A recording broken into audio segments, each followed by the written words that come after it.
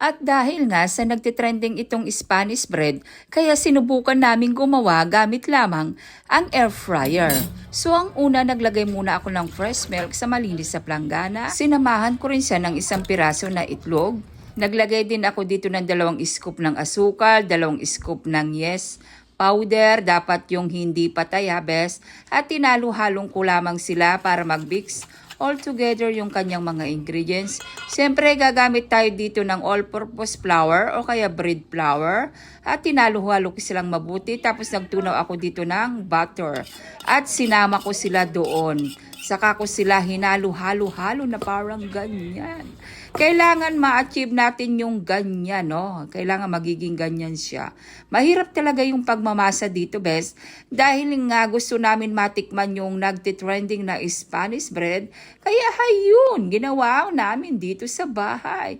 So anyway, narest ko muna yung ating dough. Dahil nga gagawa ako dito ng ating palaman, so naglagay ako ng harina, butter at asukal. At para masundan nyo po yung tamang measurement, ilalagay ko na lamang po yung mga recipe sa comment section. After that, kung pinares yung ating dough, ay naglagay ako ng mantika sa aking kamay at siyempre dito sa dough. At minasa-masa ko lang na parang ganyan. Siyempre, gumamit ka ng rolling pin. Ayan. Kasi mahirapan ka pag walang rolling pin. So anyway, wala kasi akong panghati. Kaya gumamit lamang ako ng sandok. Tapos ayan, hinahati-hati ko lang ganyan at binilog-bilog ko lang ng parang ganyan. Tapos, siyempre, kumuha ko ng isa, tapos gaganyanin ko lang. Parang flat na parang ganyan.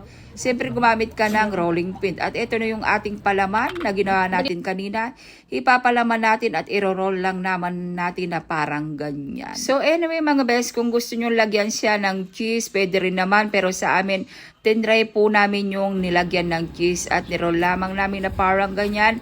At ipapaikot-ikot lamang po namin ito sa may breadcrumbs.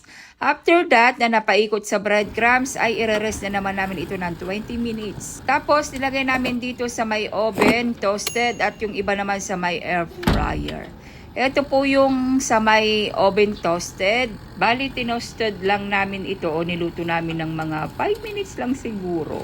At eto na siya, best. Napakabilis. Pero tignan nyo yung consistency niya. Medyo nasunog siya. At medyo matigas siya, ha, best. Tignan natin yung sa may loob. Oh, ganyan siya, best.